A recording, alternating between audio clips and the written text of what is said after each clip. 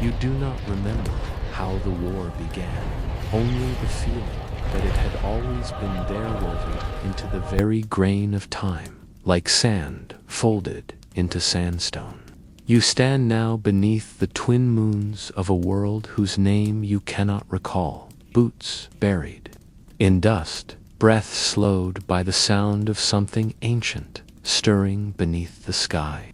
All around you, soldiers, white faces, familiar movements, synchronized, hearts engineered for obedience. They are your brothers in battle. They are your shadow. The sky has darkened, though no sun has set. It is a darkness not of light, but of memory. And still, you do not know what it is you are waiting for. Then, without warning, something silent ruptures. It does not make a sound. It moves like a ripple through the unseen web of the galaxy, an invisible hand brushing across a million minds. In unison, you feel it not as a word, but as a compulsion, a pull, a shift in gravity, a command without a voice. Order 66. You do not know why the number feels like a tombstone etched into your bones, but you obey. You were made to obey. And suddenly, the Jedi beside you, the one you protected, the one who shielded you when the tanks failed and the sky burns, not a general, not a comrade, not even a person. They are an anomaly to be corrected. Your blaster rises before your mind can intervene. You watch as blue light tries to deflect red fire. You see the desperation. In their eyes, the betrayal, the pleading, the disbelief. But you do not stop. The command has no room for hesitation. It is law written into marrow, a melody etched into the lining of your soul. And when your Jedi falls, arms outstretched, mouth open in wordless sorrow, you feel nothing. You feel everything. You are not a man. You are the consequence of someone else's idea of order. Across the galaxy, the same silence descends. In war rooms, on jungle floors, aboard gleaming starships, and dusty outer rim settlements, everywhere they stand. The Jedi fall. The clone troopers, once molded to serve and protect, now turn like wind-blown wheat in unison. Blasters fire, lightsabers flash, and then vanish. You feel the fabric of the galaxy shudder, not from violence, but from the sudden absence of something vital, as though the Force itself gasps for air. Some Jedi flee, some fight, but all are betrayed. You remember how one tried to speak to you, even as your weapon charged. She said your name, not your designation, not your number, your name. It rang like bells in a forgotten cathedral. She looked at you as if she still believed you could choose, as if you were more than the code in your blood. And in that moment, just before you pulled the trigger, you almost remembered something. Something older than training. Something not placed inside you, but born of you. But then it was gone. And so was she. In the shadows of Coruscant, the temple burns, not from fire alone, but from the weight of what it used to mean. The halls that once hummed with meditation, with teaching, with the quiet passage of wisdom through generations, now echo only with footsteps and screams. You are not there, but you see it. You feel it. The Force shows you, though you do not ask to see. Children hide beneath the robes of their teachers. Lightsabers clatter against marble. The statues of ancient masters look on, unblinking, as though they knew this day would come, as though they have seen the fall of peace before.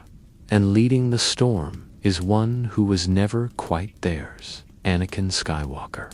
The chosen one walks now in silence through the corridors that raised him.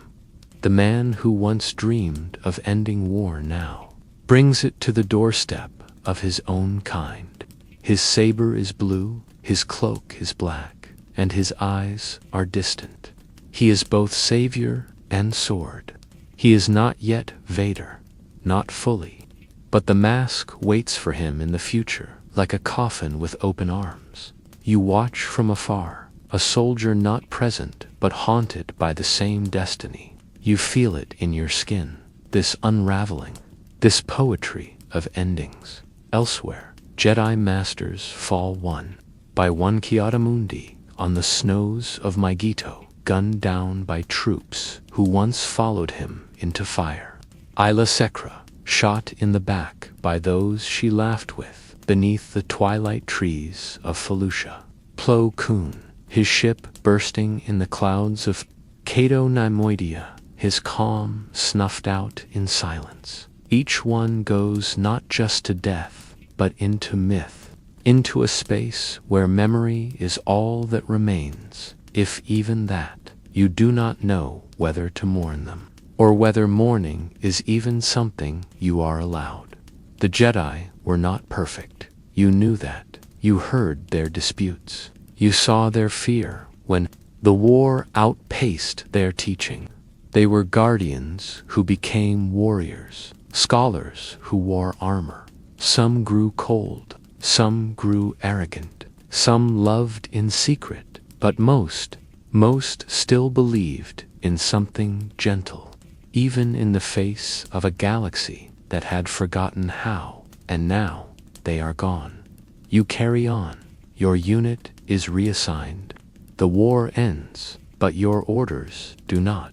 You are no longer a clone trooper. You are now a stormtrooper of the Empire. The helmets change, the colors fade, the purpose remains. But in quiet moments, when no one speaks, you feel a pulse behind your eyes, a whisper, a tremor in the bones, and you remember not fully, but enough. You remember standing beside a Jedi in a war you did not start. You remember feeling safe. You remember hearing her say your name like it mattered. And though you do not speak it aloud, you carry it still. Like a prayer, like a wound, you walk now across the ashes of a new empire, not victorious, but stunned. The galaxy turns its head toward a future without balance, without light. And you are its witness. Somewhere, far from this moment, a holocron flickers, quietly waiting, remembering.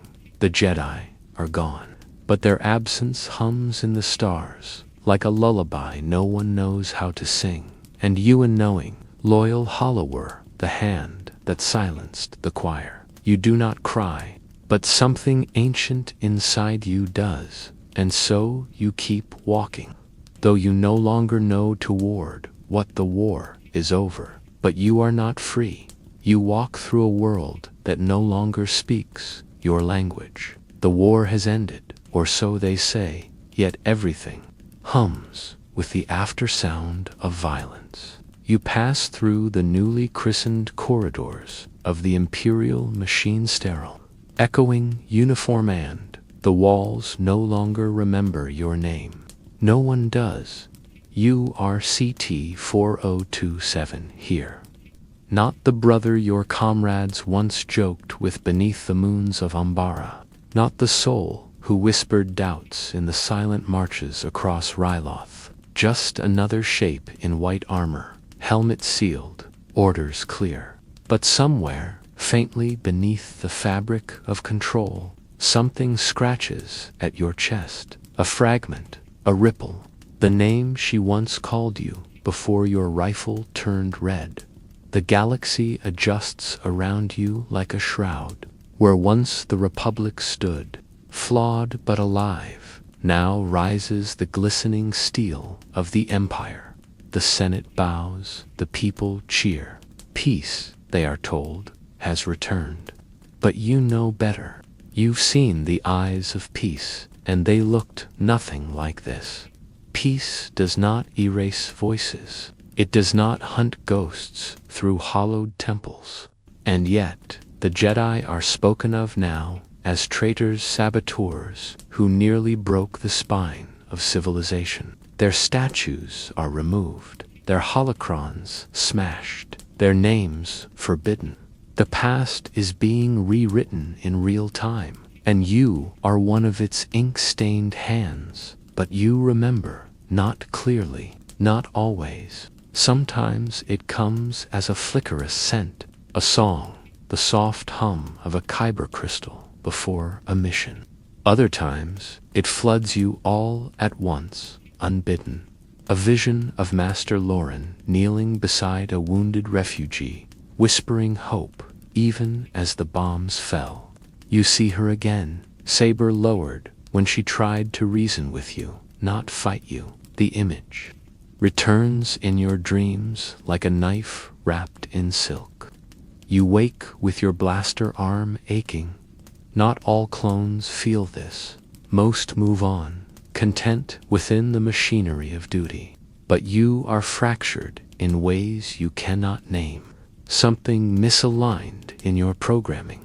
Something human. You begin to notice others, like you quiet soldiers, who linger too long beside the memorials, who hesitate before firing, who carry something invisible in their posture. None of you speak of it, but when you cross paths, the silence between you becomes scripture. One night, you are stationed on a cargo frigate bound for Lothal. The stars are close, and the dark feels thicker than usual. Your squad sleeps, but you remain awake, fingers drumming against the metal frame of your bunk.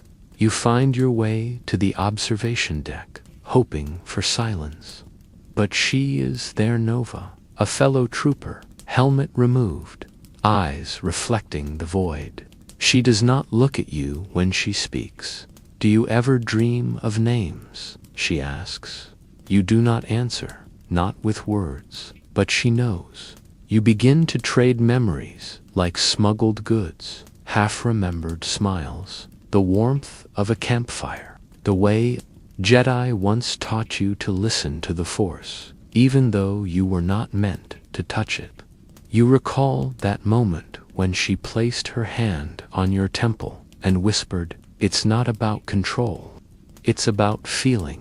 You had felt nothing at the time. Now you feel too much. Soon, whispers begin to circulate. Stories of Jedi survivors, fugitive ghosts moving between worlds, avoiding the eyes of the Empire. The Inquisitors hunt them dark-cloaked figures with spinning blades and no past.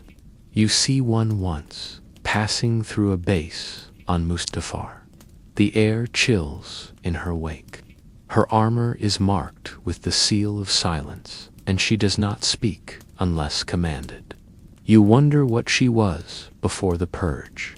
You wonder what you could become. If you followed the same path, but you do not follow, you watch, you listen, you record things you should forget in the Outer Rim. Your platoon burns down a village rumored to harbor a Jedi. The child you find beneath the floorboards does not carry a saber, only a drawing crude, lines showing a figure. With a glowing sword and a sun behind her head, you hesitate for a breath, for a lifetime. Then you tell the others, there's nothing there. The child lives, and something shifts in you again. Later, your superior is found dead-sliced by a blade of light. You do not report the sight of the hooded figure watching from the cliffs beyond. You do not tell them about the moment when she turned and her eyes met yours across the distance. And you both remain still. Was she one of the survivors? Or was she something else? Some shard of the Force, given form, returning to balance the wound left in the galaxy. You do not know, you do not ask, but you begin to dream of her, the same way you dreamed of the others you failed to save. The empire grows colder, tighter, faces disappear. Those who hesitate vanish. You learn to keep your secrets quiet. You etch her name, the Jedi who once spared you, into the inside of your bootplate. Not her title, not master, just her name, Seleia. Sometimes you whisper it like a prayer. Sometimes you scream it in dreams. You begin to feel the Force in strange ways, not as a power, not as strength, but as absence. You sense where it has been, like the scent of smoke after a fire. It lingers in places you pass, a marketplace on Enderon, an old hut on Taya, a cave where a child once hid. You trace its echoes, not because you are ordered to, but because something inside you wants to understand. What was it that they died for? What was it the clones were told to destroy? The answers never arrive all at once, only fragments. You find a shard of a lightsaber buried in the sand on Jakku, a tattered robe in the ruins of a monastery, a datapad etched with half a proverb. There is no death, there is only and the rest is gone. And yet, you finish it in your head. There is only the Force. You begin to write, not official reports, not data entries, but stories, thoughts, memories of the war, of the Jedi, of the ones who tried to teach you gentleness. Even when the galaxy taught you fire, you hide them in places no one will find, in the wiring of a power conduit, beneath the floor plate of an abandoned shuttle, behind a fuel cell on a forgotten outpost. Not because you hope someone will read them, but because you want the truth to live somewhere, even if it's just in fragments, even if it's only in the silence between words. You wonder how many others are doing the same.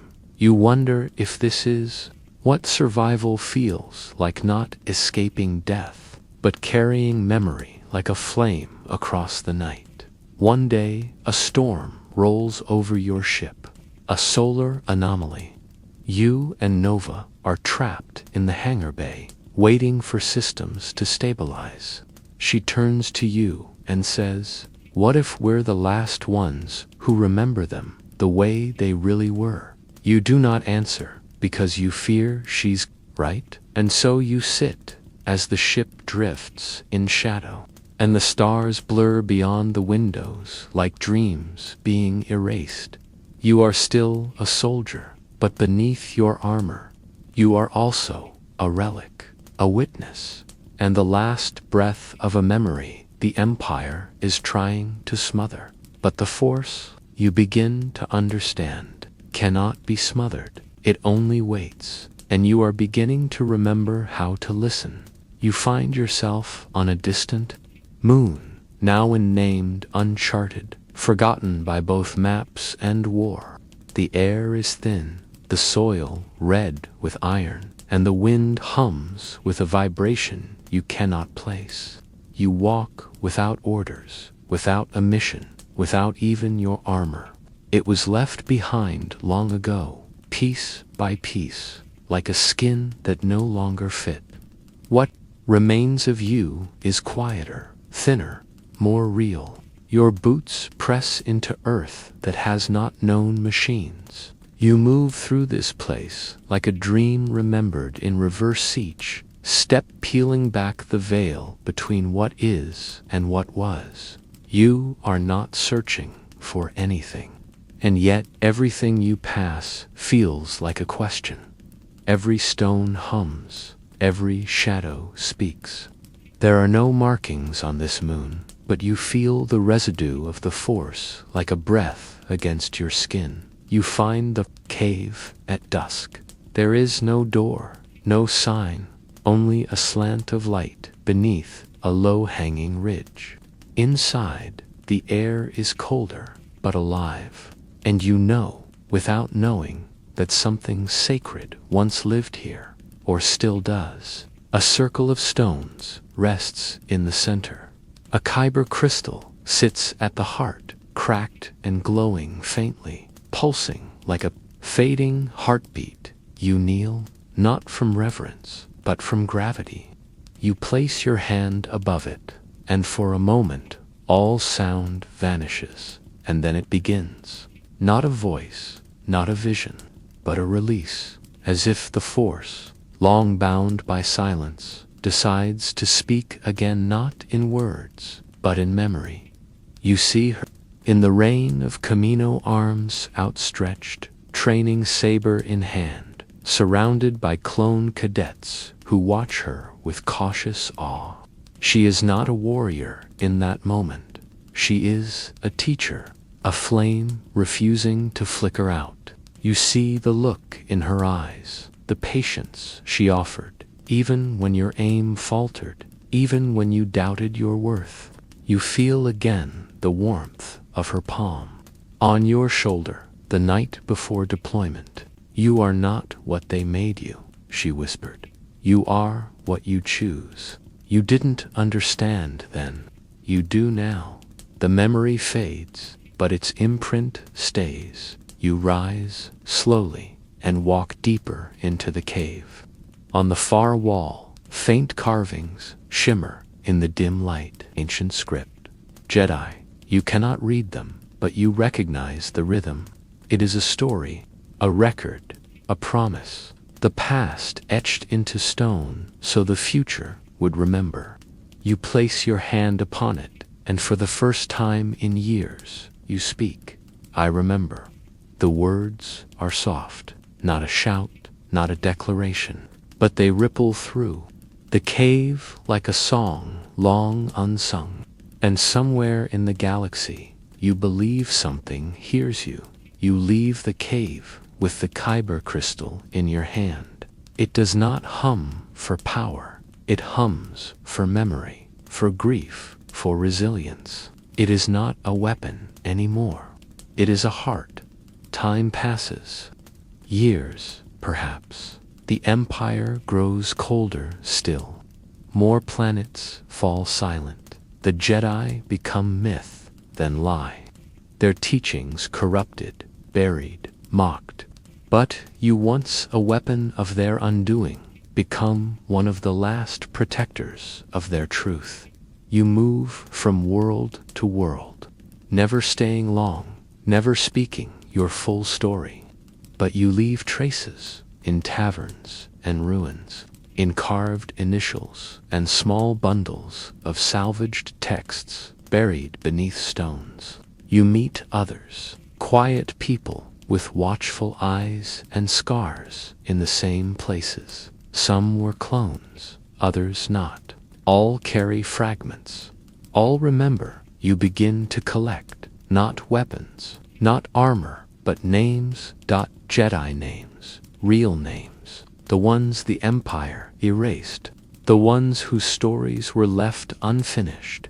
You carve them into the bones of dead trees, into the steel of broken ships, into the sand of abandoned temples, not for vengeance, not even for justice, but so the galaxy remembers. And still you dream in your sleep. You walk the halls of the old temple, the air warm with incense and promise. You hear laughter, younglings sparring, masters debating. You pass statues of those who came before, and feel not shame, but longing, a feeling of something lost and still beautiful. You wake with tears you do not speak of, but the ache in your chest is sacred now. It means you are still human. You hear of uprisings, of whispers, of a rebellion growing in the outer rim. You do not join them, not yet, but you watch, you listen, and when the time is right, you place the kyber crystal in a child's hands, a girl no older than 10, with eyes like Sileus, and a fierceness too bright to bury. You do not train her. You do not tell her what to become. You simply tell her the truth. The Force is not a weapon. It is a question, and you are the answer. She nods, as if she has always known. And when you walk away, the world feels a little less broken in the final years of your life. You return once more to the moon, where the cave still sleeps. You bring nothing with you. You leave behind no coordinates, only the memory of your journey folded into the breath of the Force itself. You sit beside the cracked crystal once more, now resting again in its stone cradle. You place your hand upon it, and for the last time you speak, "I was there." Not as a soldier, not as a number, but as a witness, and the Force, ever listening, does not answer with thunder or light. It answers with stillness, with peace. You close your eyes. You remember her face, her name, her voice, and then, as stars blink gently above, you return to the silence from which you came. Somewhere, far away, a child lifts a saber of pale gold and begins to walk. The Jedi are gone, but their story has been passed on in fragments, in whispers, in you. You do not hear the scream knot at first. It is buried beneath 1,000 footfalls, layered within the silent pulse of hyperspace, lost in the way the galaxy turns and turns, unmoved by suffering. But the scream exists. It thrums beneath the skin of stars. You feel it now, not as sound, but as a sensation like gravity pulling inward. You are drifting through a corridor of darkness, deeper than the void between systems, and every breath carries the echo of something sacred unraveling. The Jedi are falling, not in battle, not in defiance, but in quiet, in disbelief, in shadows that rise without warning. They do not fall with shouts or final words. They fall like candles snuffed out mid-prayer. You are not there when Master unduly is betrayed, but you feel it in your bones. She had once walked beside you on the dusty plains of Geonosis, eyes calm even as the sky turned to flame. You remember the tilt of her head when she listened, the kindness hidden beneath her precision. Now her voice is gone from the Force, and all that remains is the silence she left behind. You cannot weep for her. The tears do not come, but your heart folds inward like an old letter read too many times. The galaxy does not pause. It simply swallows the moment and continues. Elsewhere, far beyond the stars you once called home, a child waits in the upper spires of the Jedi Temple, unaware that everything is ending. He hums softly to himself, building a holopuzzle of the twin moons of Vander, the pieces glowing faintly in his hands. He does not know that his master lies motionless in a corridor below. He does not know that the blue light flashing in the distance is not a training drill. When the door opens, he turns with hope. The blade that greets him is not red. It is the same color he once dreamed of carrying himself. Blue. The betrayal is not in the color. It is in the familiarity. You feel the moment of his death like a breath held too long, and then dash, nothing. No scream, no legacy. Only the fading shimmer of the puzzle, still unfinished, resting beside his hand. The Jedi are not warriors. They were never meant to be. They were taught to listen, to observe, to serve. But the war twisted them. The war gave them rank and armor, commanders and kill counts. The war turned their temples into command centers and their robes into targets. Still, they adapted. Still, they tried to hold on to their purpose. Even as they were dragged into battles they did not choose, most held firm, not out of pride, but because of something quieter, faith. Now, that faith is being severed, from the galaxy-like roots pulled from soil. You walk through a ruined outpost on Salukami. The sun is low, bleeding gold across the mountains, and the wind carries ash. The battle is long over. The clone troopers have moved on. But here, among the broken stone and scorched trees, something lingers. You find a shattered lightsaber buried in the roots of a fallen tree. It hums weakly, flickering like a dying star. You sit beside it and do not speak, because there are no words that fit.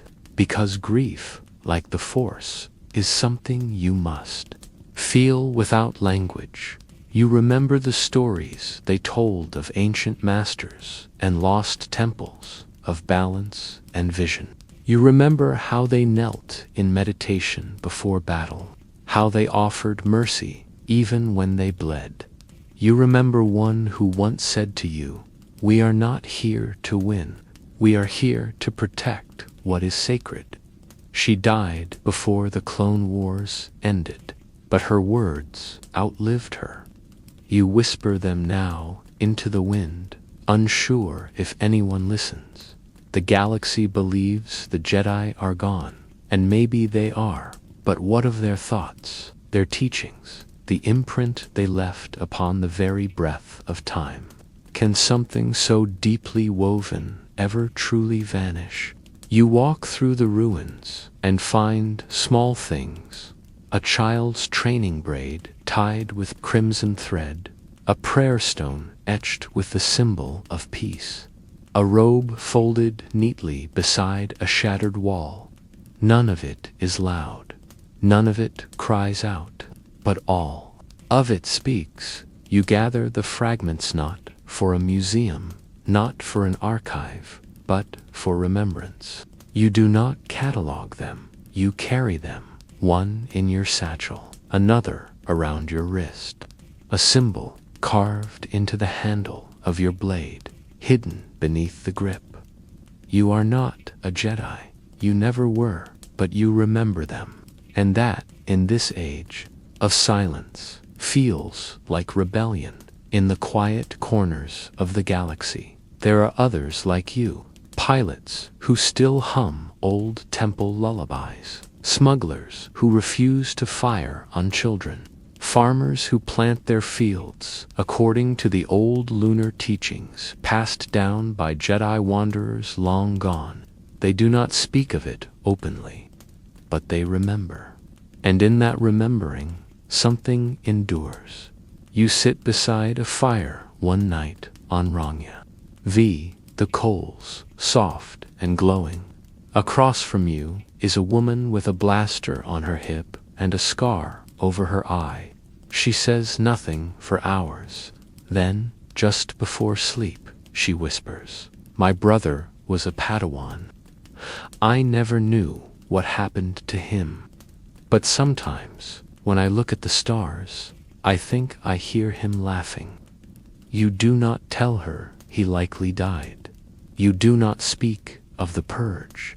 You simply nod and let her hold on to the sound of that laughter, because sometimes belief is all that's left.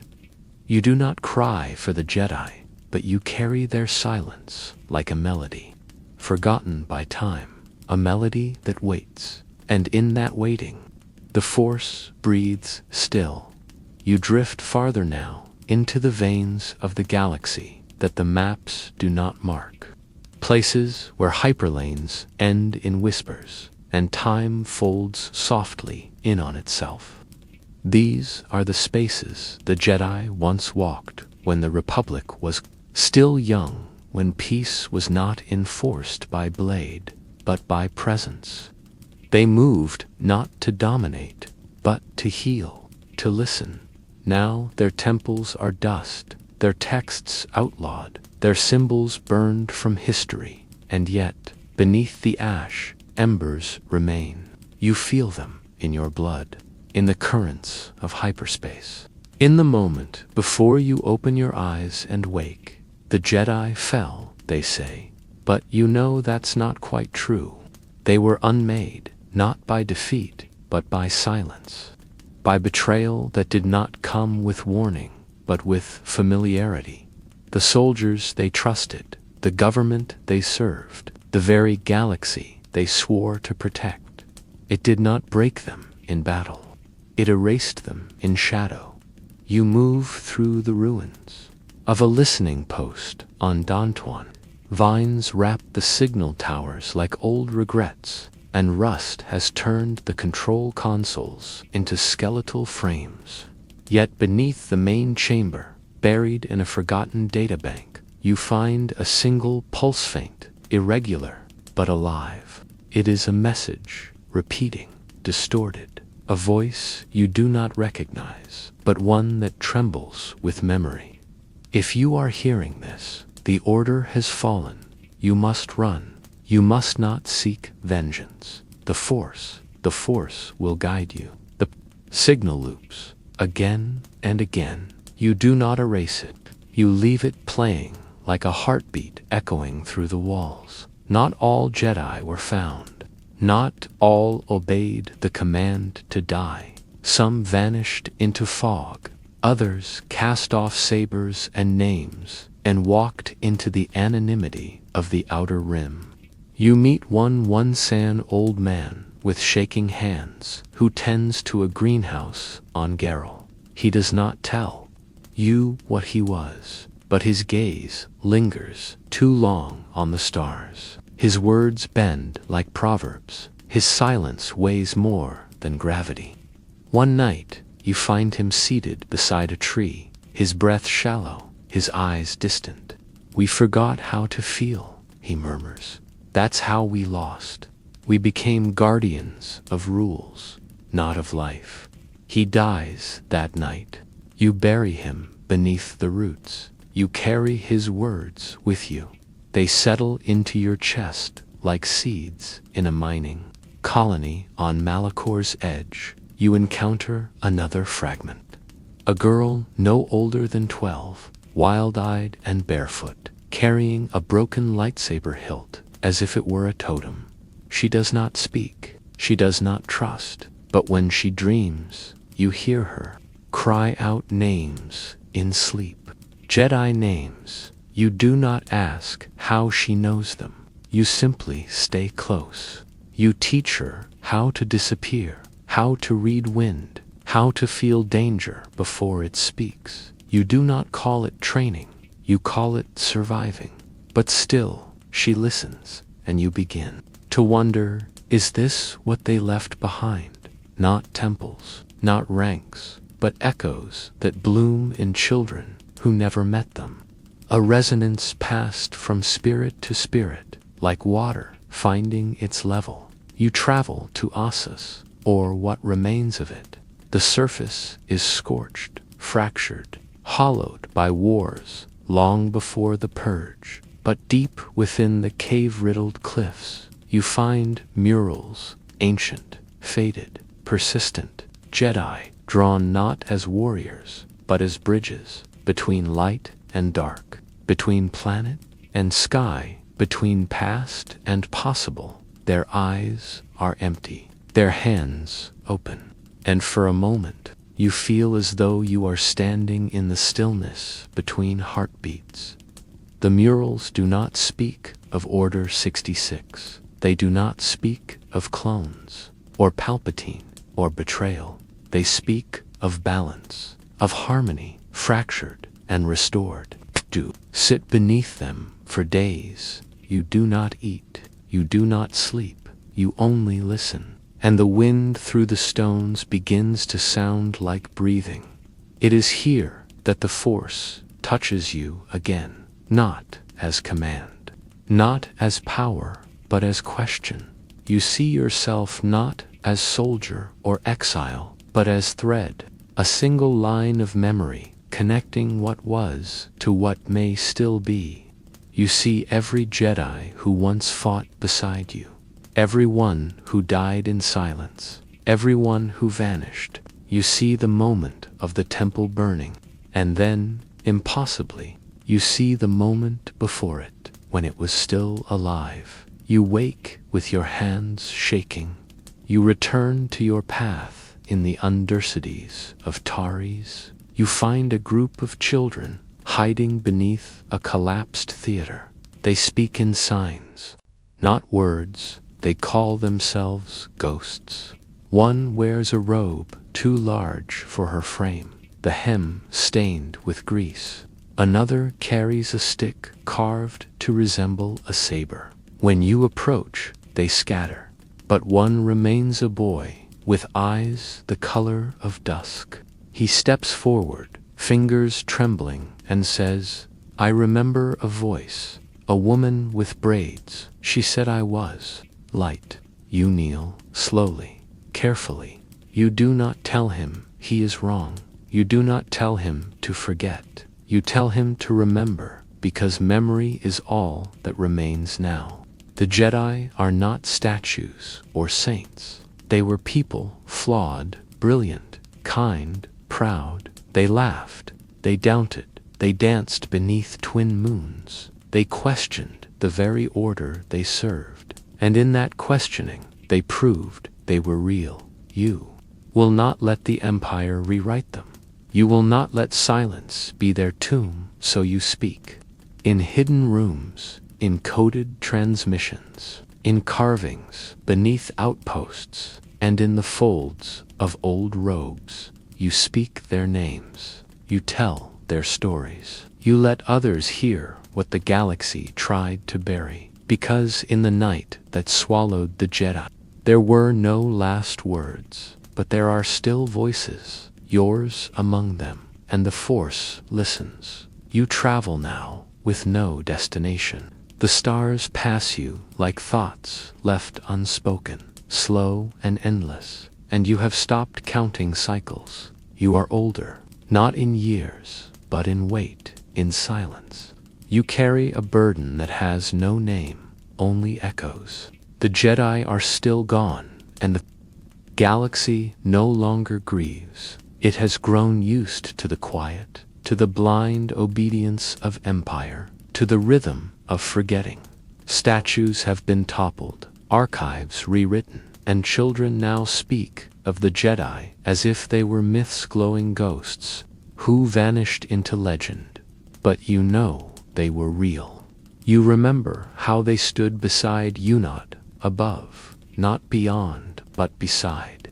You remember the sound of their voices when they spoke to you, not as soldier, not as number, but as someone who could choose. And now you do choose. Every step you take is a defiance. Every whisper you leave behind, every name you carve into stone, every child you teach to listen rather than obey, is all rebellion. You do not raise a banner. You do not fire a weapon.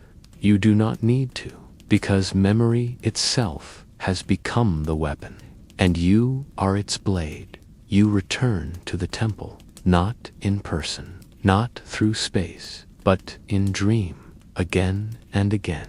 You see its spires reach into the sky, sunlit and soft. You walk through its halls, and they are not burning. They are alive with voices old and young, warm and questioning. You see the masters seated in meditation, the younglings racing through the libraries, the light filtering through stained glass. The temple is not real anymore, but it is more alive in your memory than many worlds you've walked. You sit in that dream beside a pool of still water where the willows once grew. You remember placing your hand in it as a soldier, curious, hesitant.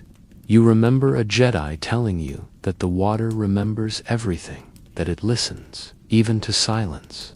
And now you find yourself whispering into that dream water, names, places, fragments of truths. The Force takes them not as secrets, but as seeds. When you wake, your breath catches. You realize the dream is not just yours.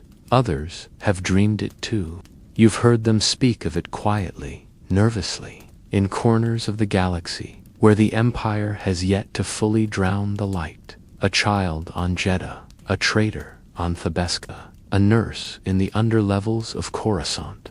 They all speak of walking through the temple in sleep, of hearing voices they cannot name, and feeling peace they've never known. The Jedi are speaking through the Force, still not in command, but in memory, and the galaxy, despite everything, is beginning to listen. You begin to collect stories, not for preservation, but for survival. You speak to those who remember senators in hiding, clones in exile, droids who once served in the archives. You gather tales like pieces of a shattered saber, slowly reforging the past. You do not seek completeness, only truth, the kind that pulses when spoken aloud, the kind that makes a child believe they could be more than what the Empire permits. You tell them about the Jedi who healed instead of killed, the one who held back her saber even when ambushed, the one who chose to shield refugees instead of defend a fortress, the one who knelt before a frightened clone and said, "You are free." You do not glorify them, you humanize them, because it is not perfection that makes them sacred. It is their struggle, their fallibility, their belief in something better, even when the galaxy turned to ash. You meet one final Jedi long after you thought they were gone. He is old, bent. His saber has long since been buried. He lives in the farthest reach of Lyra San, tending to a grove of trees that grow with golden leaves. When you find him, he does not speak. He simply takes your hand and guides you through the trees. At the center is a small pool, clear and still. He gestures. You kneel. You look into the water, and you see them, all of them, not in death, not in defeat, but in motion, in breath, in the moments you almost forgot. Saleya laughing beside a campfire, Master unduly placing her hand on a stormtrooper's shoulder, Ala Secura sitting cross-legged in meditation, her eyes closed in serenity, Plo Koon removing his mask to smile. At the child he saved. Obi-1, turning back one last time before vanishing into the desert, Anakin before the darkness, carrying his master's body with trembling arms, not yet a monster. You see them as they were, not as legends, not as ghosts, but as people, as memory.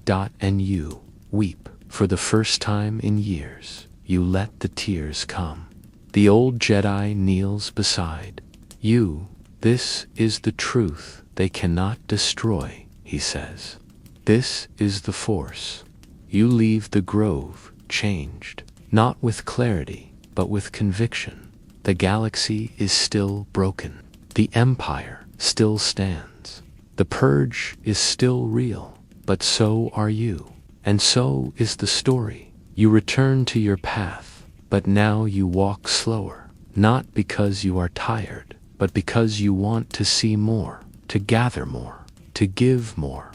You find a young girl learning to read from a broken datapad. You show her the Jedi code not as commandment, but as poem. She smiles. You find a boy with a stolen saber, angry and afraid. You teach him how to breathe.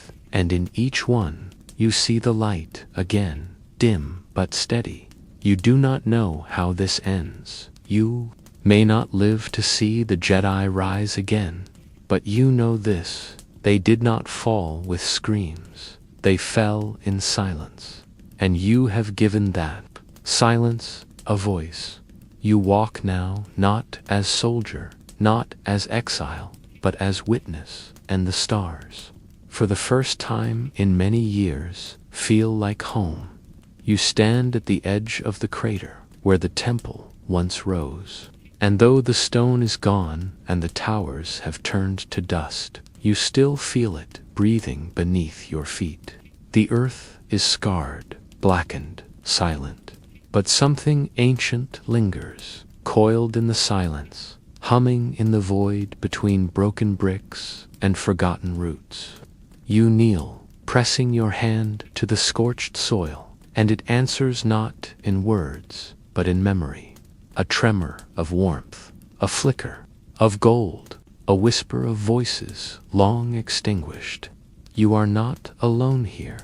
The temple may be ashes, but the force is still listening. The wind moves through the ruins like a ghost carrying incense. It smells faintly of fire and sun-warmed stone, as if the walls still remember the scent of candles and robes. You begin to walk, step by slow step, through the outline of corridors that no longer exist. You pass where the meditation chambers once stood, their stillness now replaced by rubble. You pass the place where children trained in sunlight, where masters debated beneath murals of ancient stars. The murals are gone, but the light remains. It filters down from the broken sky like forgiveness.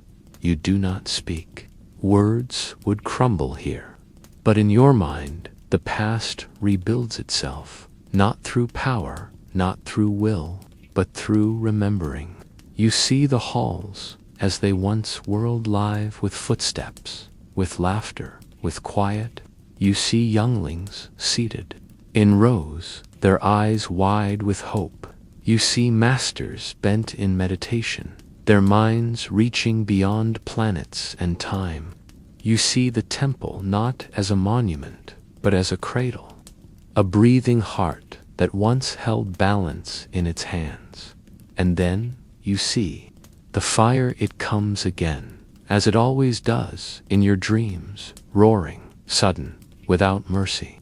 Blaster bolts flashing through sacred silence, the clang of metal boots upon marble, the sound of children running, of sabers igniting, of hope unraveling in real time.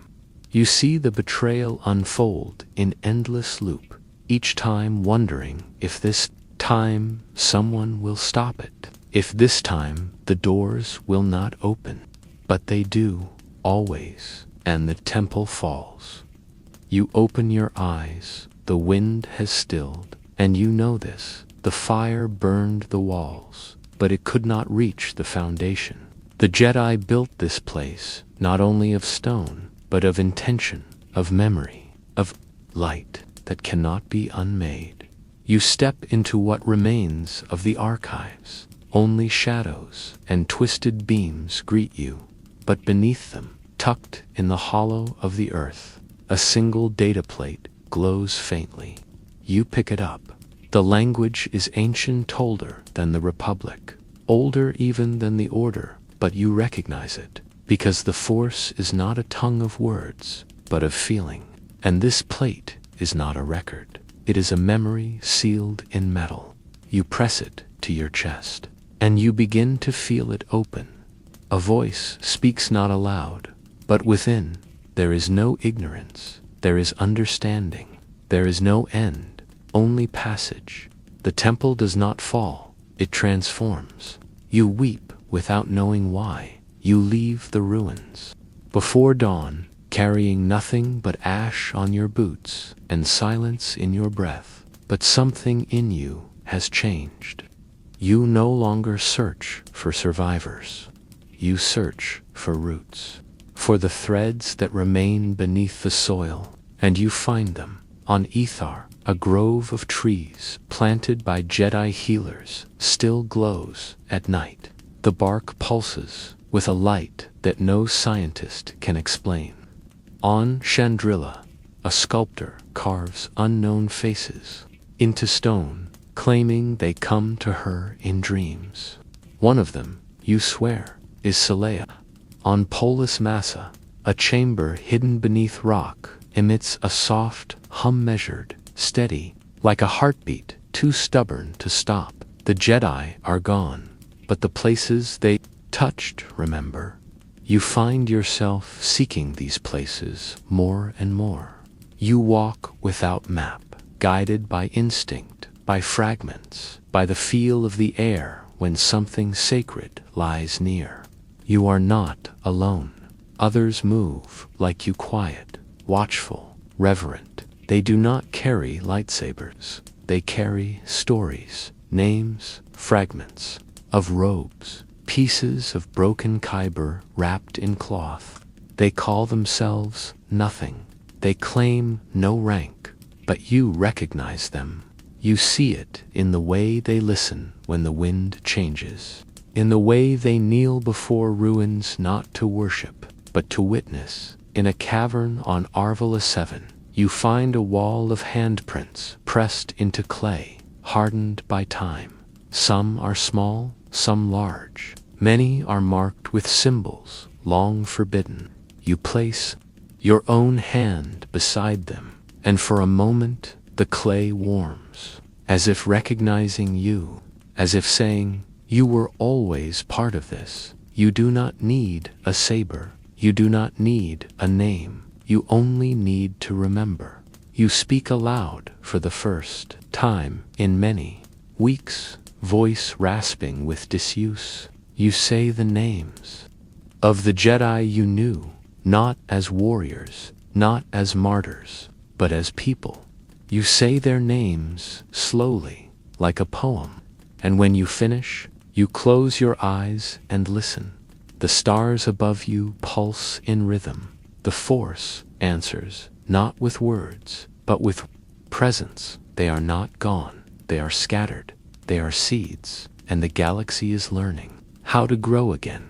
You drift toward the edge of the known galaxy, where the stars begin to thin and maps curl into speculation.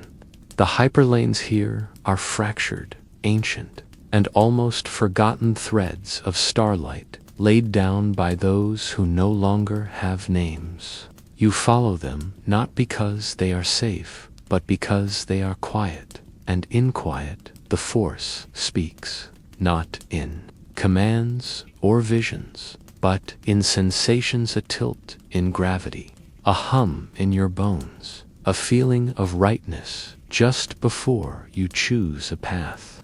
It is here, in these forgotten corridors of space, that you begin to understand what the Jedi meant when they said the Force is not a power, but a way of seeing. You arrive on a moon with no designation, no beacon, just a whisper caught in an ancient star chart, scrawled beside the phrase, asterisk here. The light fell inward.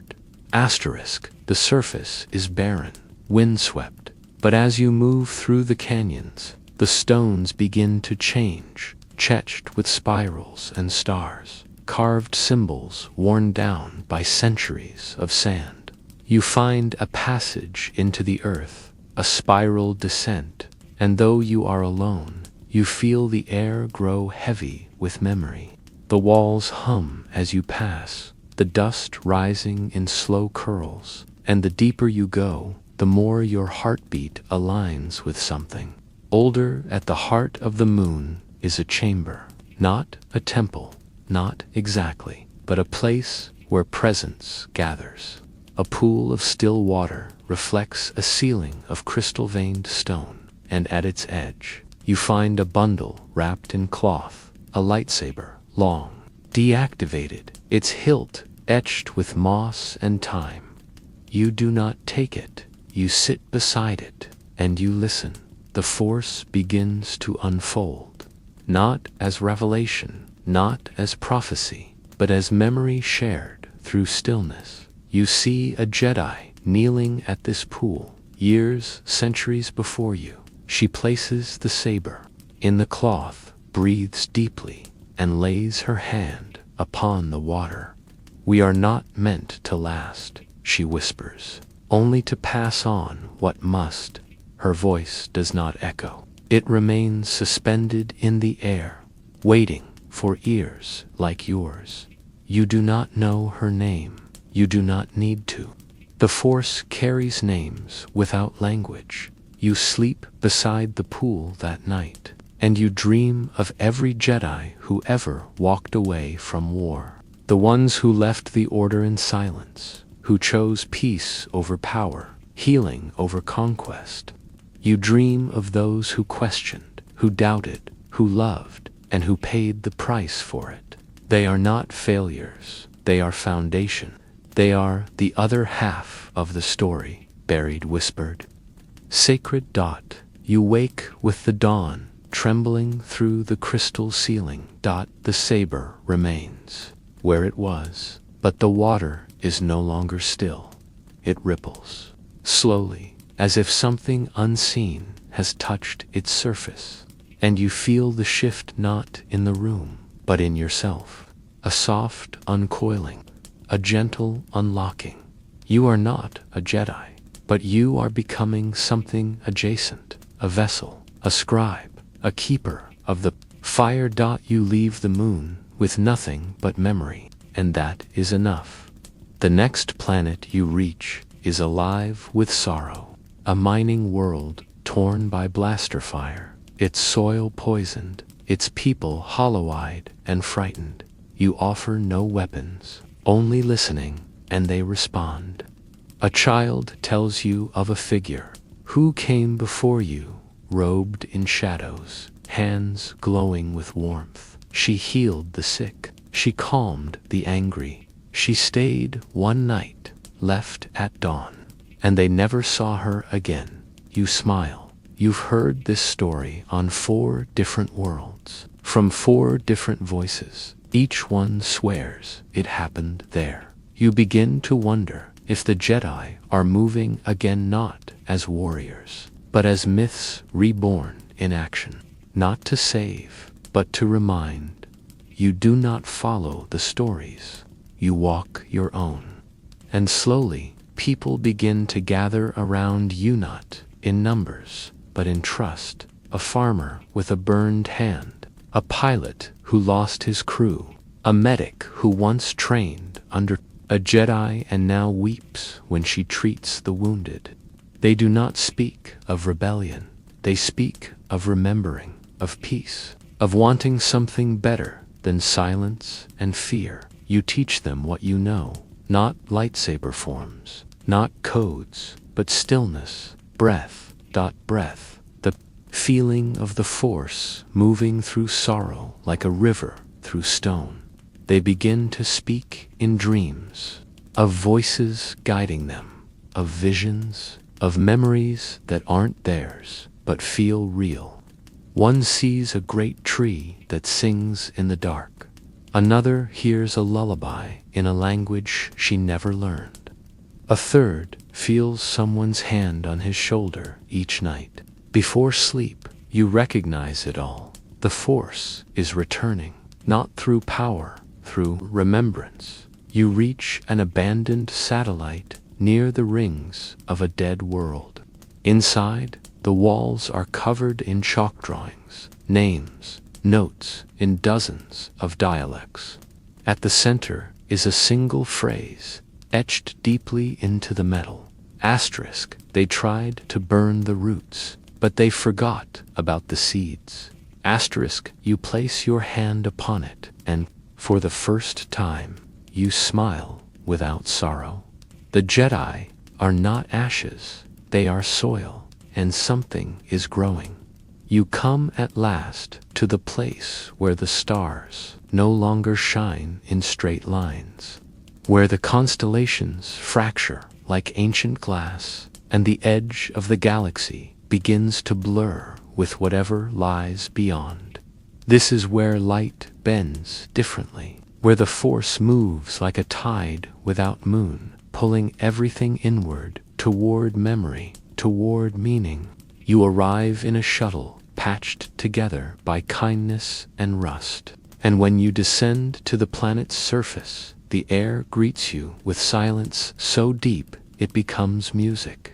You have followed the path of ruin for so long, but here, for the first time, there is no grief waiting for you, only quiet, only breath. The world is green, not with wildness, but with care. The trees are tall and old, planted by hands that believed in return.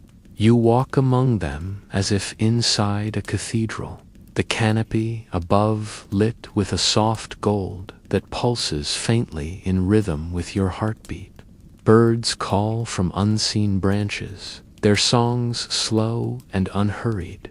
You are not alone. Others walk these woods. Though you rarely see their faces, they are caretakers, gardeners, midwives to memory. You speak little, they speak even less, but you understand one another. You feel it in the way they touch the bark of trees, in the way they pause before stones, marked with names, in the way they breathe when the wind carries the scent of distant rain. Here, in this place, beyond the reach of maps and war, they have begun to rebuild not cities, not orders, but understanding. You find a circle of children seated beneath a tree older than the Republic. An elder speaks, voice slow and even. Once there were guardians. They did not rule. They did not conquer. They listened. And when the world cried out, they did not raise swords. They raised light. The children listen, eyes wide. None of them have ever seen a lightsaber, and yet they believe, because the truth has outlived the fire. You sit with the elder that night. He is blind in one eye, hunched and quiet, his robes patched in places with thread from different worlds. He does not tell you his name, but when you offer yours, he nods once and says, "I knew a Jedi who said that name aloud once." When he thought no one was listening, you ask him who it was. He only smiles. You stay for weeks, then months, not hiding, not healing, just being. You help gather herbs. You tend to the stone markers etched with fragments of the code. You read old texts aloud by lantern light. You write new ones with trembling hands, not as doctrine, but as offering. You begin to dream again, but not of fire, not of falling. You dream of hands reaching for one another across generations, of a saber igniting not in battle, but in ceremony, of a girl laughing as she balances a kyber crystal on her palm, eyes closed, guided only by trust. You dream of the temple not as it fell, but as it rises. In your dreams, it is not made of stone. It is made of people, of breath, of choice. One morning you are called to a grove where a gathering waits. At the center stands a child, no more than 13. In her hands rests a newly formed hilt simple, unpainted, humming softly with potential. She has found her kyber, not from scavenging, but from listening. The crystal came to her in a cave beneath the western cliffs, drawn to her not by bloodline, not by lineage, but by her stillness, by her sorrow, by her hope. She turns to you, offers it. "I don't want to fight," she says. "I want to remember." You nod. That's enough. You help her ignite the blade. The light that bursts forth is not blue, not green. It is white. Soft. Balanced. The circle of caretakers bows their heads. No one cheers, no one claps, but the force hums through the ground like a second heartbeat. You rise, and for the first time in years, you feel still, not complete, but whole. Later, you walk to the edge of the village, to a small hill where the wind moves through tall grass like a hymn.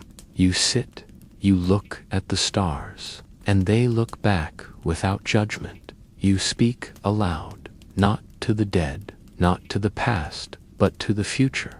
"I carried your names. I held your memory.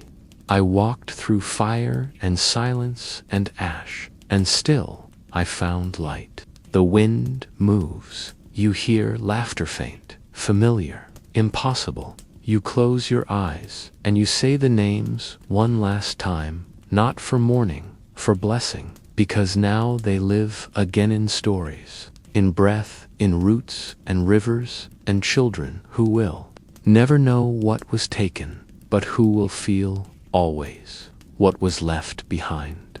You do not need to witness what comes next. The Force does not end. It cycles, it renews, and through it, the Jedi are not lost. They are becoming, in the hands of children, in the silence after sorrow, in the light that comes after flame.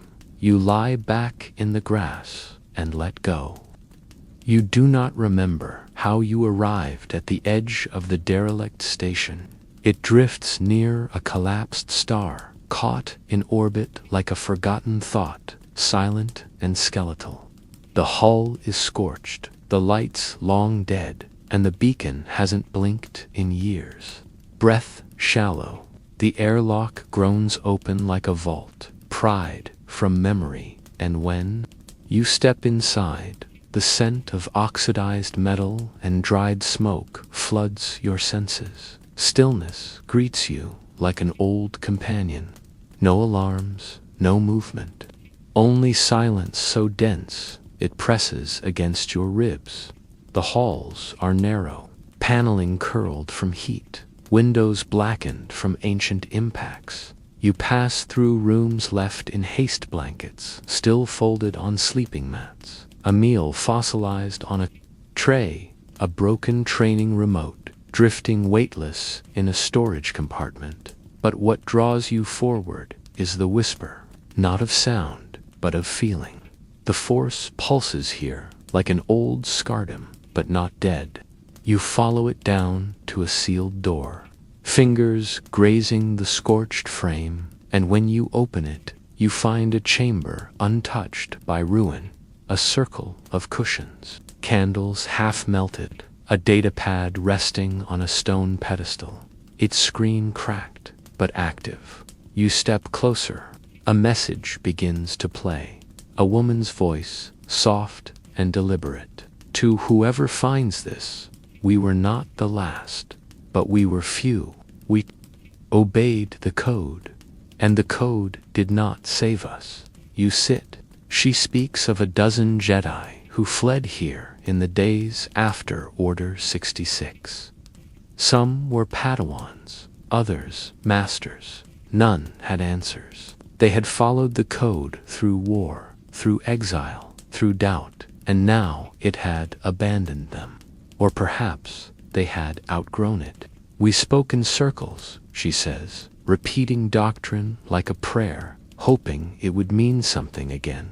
You feel her grief, not loud, but layered, heavy. You imagine them in this room, seated just as you are, trying to remember who. They were beneath the weight of obedience. They were not hiding, they were unraveling, trying to understand how an order built on balance became brittle, how a path built on peace delivered them to war. You do not blame them. You understand them, because you, too, once obeyed without questioning, and it led you here. You move to the far wall. There etched into metal with patient hands are lines of the Jedi Code, not as decree, as question. Words crossed out, words rewritten, a dialogue between belief and betrayal. At the end, scrawled in smaller script, asterisk, we stayed too long in silence. Now, silence remains. Asterisk, you do not cry, you do not speak. You place your hand on the wall and let the Force meet you. It does not comfort, it witnesses. You remain in the station for 3 days. You walk the halls, you sit where they once sat, you light the candles, one by one, and in that glow, you begin to see them not as warriors, not as failures, but as people who loved something so deeply they forgot to question it. You find their names in fragments, scratched into the backs of datapads, the names they gave themselves. One called herself Drift, another Ashlight. One simply wrote, I am no longer bound. You write your own, not to reject, but but to become. You leave the station just before its orbit decays. But before you go, you seal the door again, not to hide it, to preserve it, like a shrine, like a wound that needs tending, not erasure. You mark its location in a journal only you will read, and then you drift once more into the stars, the force humming faintly beneath your skin, not as power, but as presence. You do not carry a saber. You carry their questions, and it is enough. You travel deeper, now, into the folds of forgotten star systems, where even the Empire does not search, where space breathes with an older rhythm, and the shadows have not yet chosen sides. A stillness that settles when you enter a system untouched by war. These are not places of power. They are places of remembrance. And here, far from the core and far from judgment, you begin to find traces of those who vanished, not in death, but in decision. You find a temple carved into stone, its facade worn smooth by time and wind. It is not marked. There is no republic sigil, no council seal, only a circle etched into the ground before the entrance, surrounded by symbols you do not recognize. The door yields to your presence not because you are worthy, but because you are willing. Inside, the air tastes like copper and dust, thick with echoes. You pass through chambers of muted color, no sabers on display, no robes draped in reverence, silence. And then, in the center of a circular chamber lit by skylight, a single figure waits. She is stone, a statue, kneeling, palms open, eyes closed, in meditation. At her feet, words are carved, not in basic, but in a dialect so old it feels like breath caught in stone. You reach out, fingers brushing the surface, and in that moment, something stirs. Not outside, within. You see her not frozen in pose, but moving, fluid, alive, not during the war, long before. She walks among initiates, not to correct them, but to learn from their questions. She speaks of the code not as law, but as lens. And she dares to ask, asterisk, what if the force is not light or dark, but motion? Asterisk, you fall to your knees, not from reverence, but from recognition, because that question has lived in you too. You remain in the temple for 5 days, writing, not doctrine, not stories, questions. You inscribe them on the walls in charcoal and breath. Asterisk, what becomes of balance when obedience silences doubt? Who do we become when the code forgets compassion? Can one walk away from the order and still serve the force? Asterisk, you leave nothing behind but your breath, your presence, and your questions, folded into stone. And then you move on. You find others, not temples, not statues, but moments. A mural on a ruined transport ship showing a Jedi meditating beneath a storm. A child's lullaby that hums with phrases from the code, altered slightly, made softer. A buried saber with a crystal that glows not with one color, but many. You begin to see the pattern. Those who left the order did not disappear. They diffused into culture, into memory, into the very texture of the galaxy. And what they left behind is not a rebellion. It is a rhythm. You land on a world of ice and wind, where night never ends. The people here have no word for Jedi, but they speak of the ones who listened. Healers who came in silence, who asked nothing, who stayed until the pain softened and then vanished into the blizzard. They left no creed, only warmth. You sit among these people by firelight, listening to stories passed through generations. A woman sings a song that makes you weep, though you do not understand the words. You recognize the feeling. You tell them nothing of who you were. You only help mend what is broken. You carry wood. You clean wounds. You teach a child to close his eyes and feel the wind, not as enemy, but as guide. And in return, they give you silence to rest within before you leave. The woman gives you a carved stone emblem of two hands open to the sky. She says nothing, but her eyes carry knowing. You take it with both palms, and you bow far above in the shell of a decommissioned satellite array. You find a cache of old records audio logs, recorded by a Jedi who left the Order before the war ever began. His voice is patient, melodic, edged with solitude.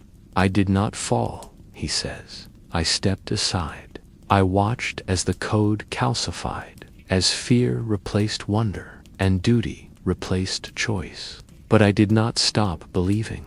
I just stopped obeying. He speaks of traveling without saber, of learning from dancers and poets, of sitting beneath alien moons and meditating, not for answers, but for questions. His logs are scattered, broken in places, but each one ends the same. Asterisk, the Force does not ask for allegiance, only presence. Asterisk, you copy them all, and you whisper, thanks to a voice long gone. You begin to understand what these Jedi were building, not a new order, not a rebellion, but a rerouting, a return to something simpler, something slower, a life where the Force is not something to serve, but something to share. You find a journal half-burned in the ruins of a cabin on Kazmar. Its pages are scorched, but one entry remains. Asterisk, we are not exiles. We are seeds. Asterisk, you trace the words with your thumb, and you realize something has changed in you. You no longer carry the code, you carry the soil, and in it, something is growing again. You return not to where it all began, but to where it never finished it. Twilight world of scattered rain and low clouds, where the ruins of a forgotten enclave sleep half-buried beneath moss and time. The locals do not speak of what once stood here, only call it the quiet place, a ridge where birds refuse to sing and the wind always moves as if echoing something too old to translate. You walk among toppled columns, etched in runes, barely visible, your boots sinking into soil softened by centuries of silence. There is no shrine, no altar, and you know this is where one of them died, not in battle, not in exile, but in peace. A Jedi who walked away from the Order and sat beneath the trees. It is not prayer, it is remembering. You trace your fingers across the bark where someone once carved a single phrase. Asterisk, let go of the voice that only commands. Listen for the one that waits. Asterisk, you breathe it in like incense, and suddenly you feel their presence, not as ghost, not as vision, but as rhythm, as vibration in your bones, as heat rising from the earth. They are not lost. They are folded into the Force, into the roots, into you. You sleep there that night, curled beside the stone where they took their final breath, and in your dreams, you are no longer searching. You are standing in a circle of those who left the code behind, not rebels, not traitors, only wanderers with light in their palms and questions in their mouths.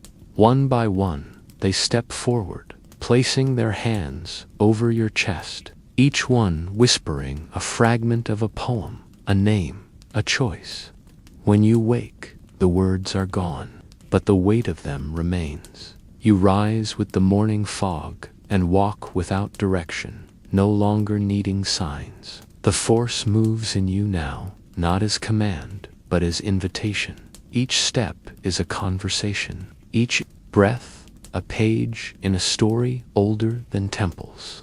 You meet others on the path, not many, but enough. Some carry fragments of lightsabers, some wear scraps of Jedi cloths sewn into new garments. One child draws the Jedi symbol in sand, though no one taught her what it means. You do not correct her. You sit and draw with her, adding stars around the edges in time. You stop speaking of the Jedi as gone. You begin speaking of them as scattered, as seeds, as echoes waiting to be remembered. You return to the datapad you carry, filled now with names, places, fragments, drawings, songs, voices caught in static, and stories shared in whispers. You scroll through them slowly and realize something startling. This is not a chronicle of what was lost. It is a map of what remains, and what remains is enough. You find a mountain shrine carved into the rock by hands that never called themselves Jedi, yet at its center burns a flame that cannot be extinguished by wind or water. It is a fire tended by those who believe not in orders, but in balance. They ask you nothing. They offer no robes, no rank, only space and time and fire. You stay for weeks, for months. You speak when asked. You listen more. You teach a child how to close their eyes and feel when the earth shifts. You show a wounded traveler how to center their breath, even when their hands tremble. You do not speak the code. You live it not as law, but as light. One day, a young woman approaches. Her robes are simple, her saber wrapped in cloth. They told me, she says, that there was a Jedi here. You shake your head, but you remember them. You nod, and she sits beside you. You speak of the ones who vanished, the ones who stayed, the ones who broke the code to remain kind, the ones who questioned, the ones who loved. You speak of the temple, of the fire, of the silence, and of the wind that came after. And when you finish, she unwraps her saber, not to ignite it, just to hold it as memory, as offering. The fire crackles softly nearby. The stars above shimmer without judgment, and you realize this is not the end of the story. It never was, because stories like these don't end. They ripple, they scatter, they return.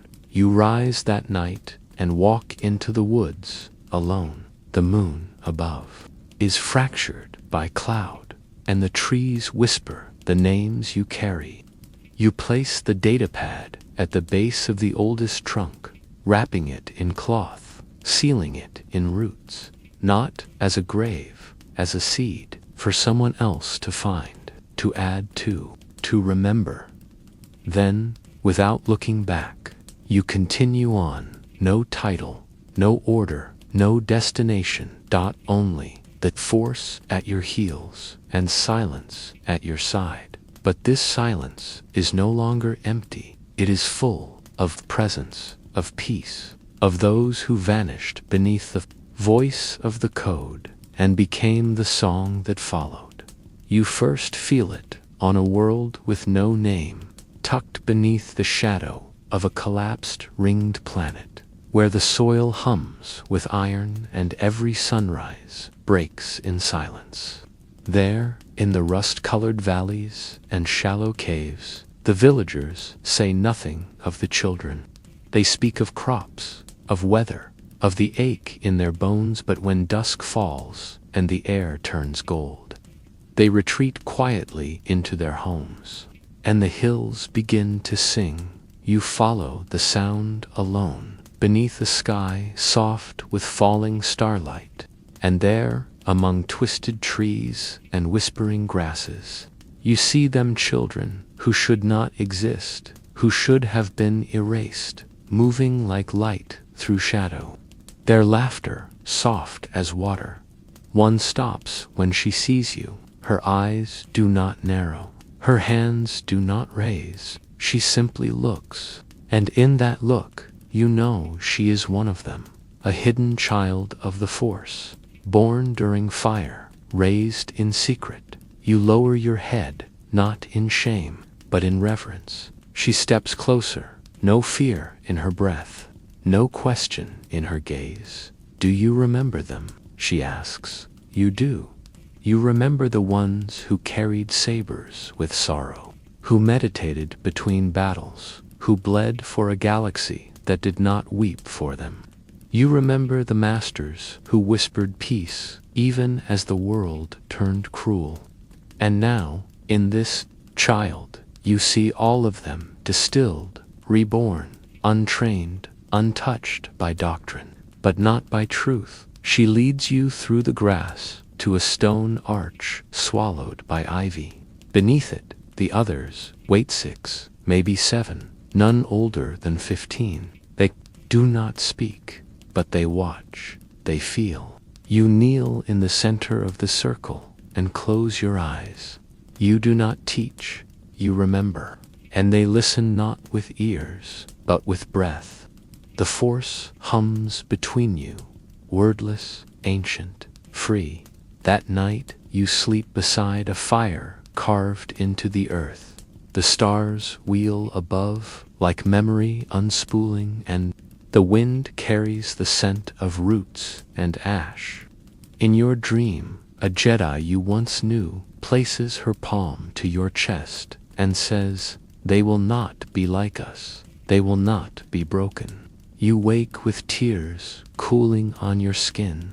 The children are gone, but you know they still watch, and you know this. They are not waiting to be found. They are waiting to grow. You travel from world to world, trading silence for direction, memory for passage. And in every corner of the galaxy, you hear their echoes. A child who lifts stones without knowing why. A teen who dreams of colors that do not exist. A baby who calms storms with her cry. Their guardians speak in riddles. Some call them miracles. Some call them cursed. But you know what they are. They are survivors born of absence. Lights that never knew they were hunted. You do not gather them. You do not instruct. You only leave traces, stones carved with sigils, whispered lullabies layered with intention, seeds of knowing hidden in stories that sound like fairy tales. And slowly you begin to see the pattern. They are finding each other like stars drawn together by unseen gravity. These children, scattered and quiet, begin to form constellations. One day, in the ruins of a monastery overtaken by vines, you find a journal. Not ancient, not old, new, scrawled in uneven letters, drawings in the margins. It is the diary of a boy who speaks to the trees, who says the wind teaches him words he never learned. He writes of a girl with silver eyes who can hear thoughts before they're spoken, of a brother who dreams of a temple that no one else remembers. The final entry reads, Asterisk, we're going to find it, the place where the Force breathes. Asterisk, you clutch the pages to your chest, and you weep, not for what was lost, but for what is rising. You find them again months later, 3 of them, standing beside a river that reflects twin moons. They do not speak. When you arrive, they simply open their hands, and you sit with them. The water sings. The fire nearby crackles without smoke. And the Force hums, not above or around, but through. You ask nothing. You offer only your silence. And in that silence, they begin to shape the world, not with rules, not with power, but with listening. The Jedi were never meant to last forever. They were meant to begin something, and now, in the hands of hidden children, something is beginning. You leave at sunrise, walking into a world that does not yet understand what lives beneath its own skin. But you feel it in your bones. You feel it in the breath of the trees. You feel it in the way they do not cry when you go, because they are not afraid, they are becoming. You move now, not as a wanderer, but as a thread quiet, woven through systems the galaxy forgets to name, pulled by something more ancient than purpose. You stop chasing answers. You begin tracing patterns. On a waterlogged moon, where the trees whisper in pulses, you meet a healer who hums to wounded roots. She speaks of her daughter, barely 6, who glows faintly when frightened and never lies, even when silence would be safer. On a craggy asteroid colony surrounded by gas and dust, a boy sketches spirals in the air, and each line leaves light behind, visible only to those who feel more than see. The caretakers do not understand, but they know enough to let them be. Children, born in shadow, carry no lightsabers, no robes, no crest, and yet the Force moves through them like a song that doesn't need words. They do not meditate, they do not pray, they simply are. And in their being, something old returns, not as doctrine, but as breath. You sit with one beneath the hollow of a sleeping tree. He asks you nothing. But as he places his hand on the moss beside yours, the ground trembles with memory. You see a temple one you've never visited, filled not with stone and echo, but with open sky. He looks up at you and says, "We're supposed to build it again." You say nothing, but something inside you breaks, not in pain, in release. You begin to hear it everywhere, in the cadence of traders humming to themselves as they repair their ships, in the gestures of nomads who greet each other with 2 hands, palms open as if in offering, in lullabies sung by those who have never seen a Jedi but remember the feel of a world once shaped by balance. The children do not read from holocrons. They do not train in forms. Cliffside, you meet an old woman who once served in the temple kitchens. She shows you a worn satchel filled with scraps, a recipe written by a knight who always insisted peace began in the stomach. A cracked pendant once given to a youngling before he left for Elam. A half-scorched page where someone once wrote, "We do not guard the Force. We are its breath made visible." You hold it as if it might dissolve, and in that moment, you feel them again, the ones you lost, the ones who never had time to become. Not ghosts, not regrets, echoes in the children. You follow a trail whispered across 5 systems to a plateau where 7 children live without walls, without leaders. They do not need you, and yet they welcome you. One, taller than the rest, walks barefoot across the stone and says, "We don't know how to build a temple, but we know how to gather." You ask what they gather for. He smiles, to remember what it feels like to not be alone. And so you stay. You help carry stones from the river. You help patch shelters made of leaves and old starship sails. You tell them of the code not as law, but as story, and they listen, not to follow, but to understand what was carried and what must never be again. They do not repeat it, they reimagine it. You hear them one night around a circle of fire, speaking in fragments that swell into something like prayer, but not bound, not commanded. Asterisk, there is no fear, because we breathe. There is no death, because we remember. There is only the Force, and we are part of its dreaming. Asterisk, they do not chant it, they feel it, and you weep not because it is new, but because it feels like returning. You begin carving names into wood, not just Jedi, but the children too. Not to mark, to honor, to remember. Each one added becomes a thread in something larger. You do not call it a record. You call it a tree. Each name, a leaf. And when the wind moves through it, it sounds like the Force exhaling.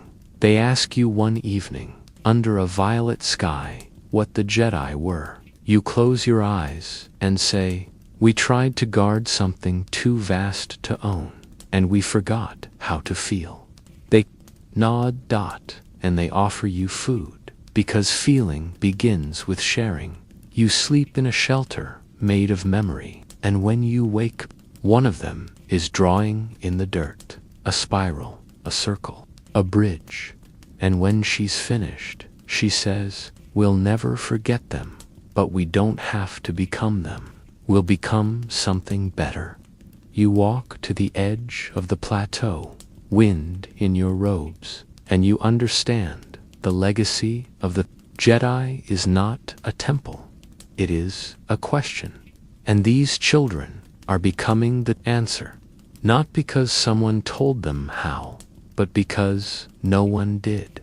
You leave the plateau beneath a sky woven with silver clouds, your feet tracing the edge of rivers unnamed by any star chart, your breath moving with the same rhythm the children taught you, slow, listening, alive. You carry them with you, every name, every firelit face, every half-spoken dream carved in circles and spirals and laughter. The galaxy remains wide, cold in places, fractured still. But now, everywhere you go, you see signs that the silence is ending. Not loudly, not in rebellion, but in whispers, soft as dust over old stone. In the backwater markets of Glinner's Reach, a merchant sells crystals that hum with warmth if held long enough. He doesn't know why. He says they were dug from a cave where children once played, and the ground shook with joy. On a freighter run by twin sisters, you overhear a lullaby sung in rhythm with hyperspace drift. The words aren't basic, but you feel them old, braided with peace. The sisters say their mother taught it to them, though she never said where she learned it. You recognize the melody, except now it ends with laughter. You reach a system swallowed by ion storms, where navigation is a prayer more than a science. There, hidden within a magnetic ring, you find an outpost not built but grown. Trees bent into walls, light-powered by pulse. Inside are 10 children and 4 adults. None wear robes, none carry weapons, but one speaks to you with her eyes before her mouth. We dreamed you before you came. She walks you to a garden where fruit glows from within, and carved into a stone slab near its center is the phrase, asterisk. The Force grows in quiet places. Asterisk, you stay only 3 days. It is enough, because you do not need to guide them, only to witness. You journey farther, slower now, not out of weariness, but because you've learned the value of pause. In the drifting wreck of a star cruiser turned sanctuary, you find a mural painted across the Hult children, hands clasped, standing before a broken saber planted like a tree into soil. Above them, written in color that changes with angle and light, are the words, asterisk, we are not what came before. We are what follows. Asterisk. You run your hand along the surface. The metal is warm. On the edge of a moonless world, lit only by lava flows, You meet an old man tending to lightless lanterns along a jagged cliff. He does not speak your language, but he takes your hand, places it on your own chest, and then touches the ground. You understand. The Force is not only above or around, it is beneath, inside, waiting not to be summoned, but to be heard. He gestures to the sky. You follow his gaze. Dozens of children descend from a hill behind you, carrying baskets of broken tech, seeds, crystals. One places a piece of metal, in your hand a fragment of a clone trooper's pauldron, melted and etched with a spiral. He was my great-grandfather, she says. He saved a Jedi once, but they both stayed hidden. You nod. How we survived, she adds, by becoming the soil. The Force trembles in your bones, not with power, with peace. One night, alone on a ship that has carried too many ghosts, you light a candle and place beside it every object you've gathered. The pendants, the names, the scraps of cloth, the carved stones, the voices locked in datapads. They surround you like a constellation of memory. You do not cry, you breathe. You speak their names one more time, not the Jedi of legend, but the children, the forgotten, the hidden, the ones who were never supposed to exist, the ones who did. Asterisk, Roja, Tevan, Mishka, Leorin, Isha, Nilo, Ember. Asterisk, you whisper them like blessings, and you realize you are no longer a witness, you are a thread in the new. Weave. You return to the plateau after many cycles, older now, your hair gray at the edges, your gait slower but sure. The camp is larger, the fire burns brighter, and the children, you recognize their eyes, even if they've grown, greet you, not as legend, not as teacher, but as kin. One hands you a book, bound by hand, filled with drawings, words, dreams, notes on the Force. As they understand it, the final page reads, asterisk, the Jedi are not coming back, but the light never left. It just found new shapes. Asterisk, you sit beside the fire and listen to them speak, not in doctrine, not in rules, but in rhythm. You watch as they take turns meditating with their hands in the dirt, feeling for the pulse of the world. You hear them describe the Force as laughter, as breath, as echo, as tide. One child stands and says, we want to plant a place where people can come, not a temple, something softer. You nod, let it grow. And so they do, stone by stone, gesture by gesture. No blueprints, no hierarchy, just intent, just care, just memory turned forward. You help when your hands allow, and when they don't, you sit beneath the stars and smile, because this is what came after, not an order, not a weapon, a beginning. And when your time comes quietly, as you sleep beside the fire, with your name etched into Barque, do not fear, because the Force carries you now. As soil, as seed, as the silence that listens while the children build something the war could never dream of destroying. And above them, the stars blink slowly, listening, enduring. Becoming. You stand on the edge of a landing platform, slick with midnight rain, and the air tastes like metal and endings. The sky above is thick with storm clouds that never leave, as if the world itself cannot forget what was born here. Beneath your feet, the old reactor lines pulse faintly, feeding power to a facility that once forged the most feared name in the galaxy. This is not a place of memory, is a place of transformation, and it remembers him, the man who came here not as Darth Vader, but as a wound given shape.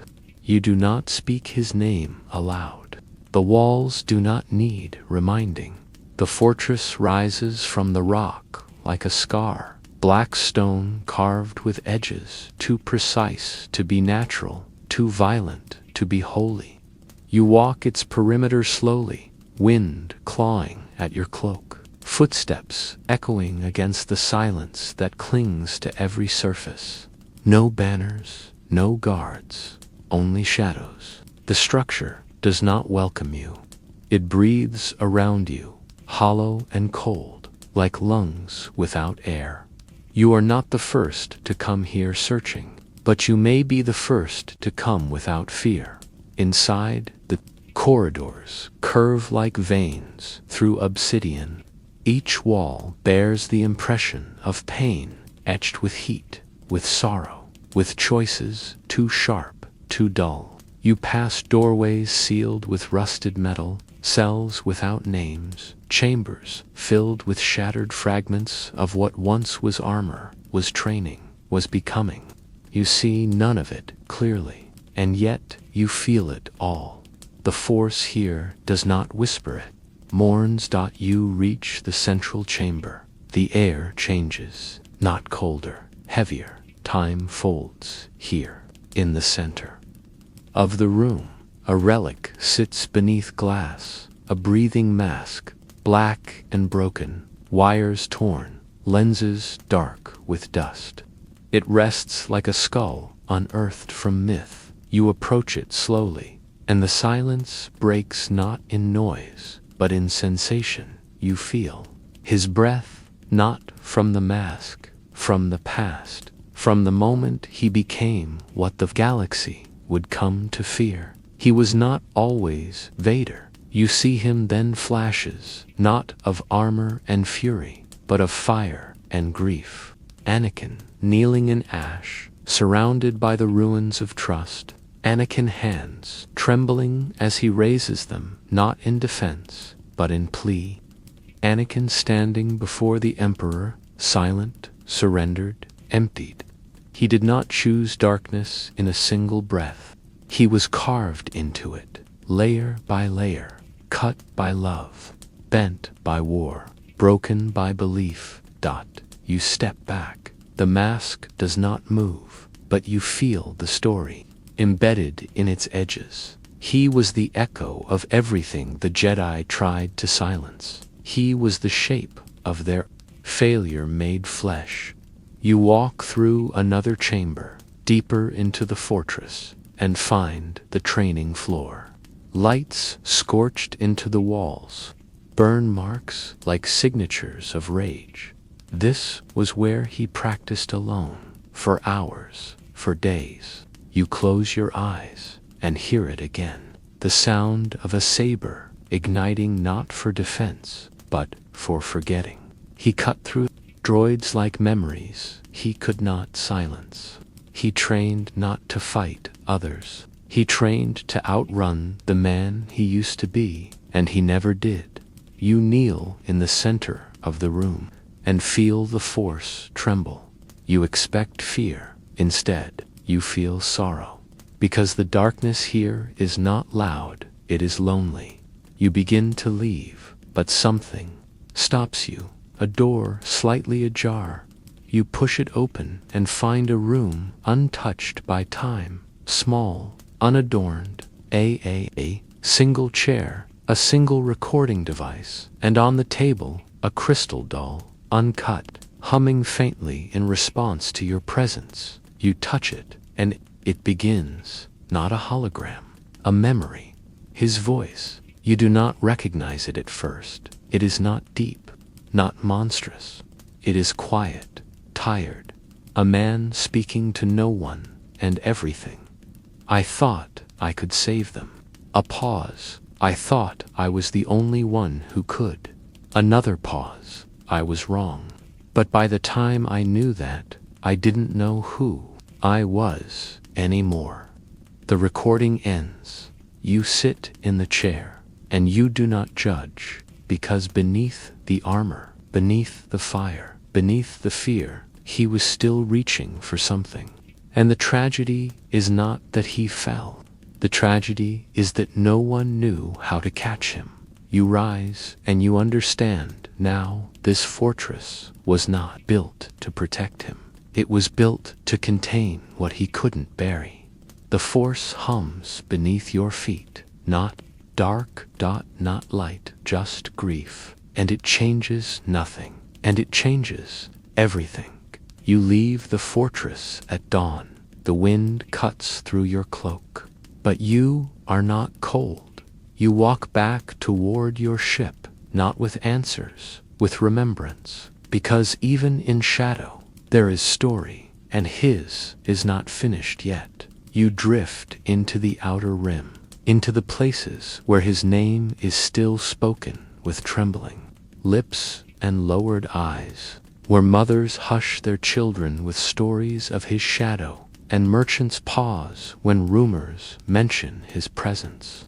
Yet, beneath the fear, there is something else, a question that ripples beneath every whisper. Was he always that way? Did he ever look back? You carry that question with you now, like a stone in your palm, smooth from worry, because you have touched the place where he slept, where he screamed in silence, where he became.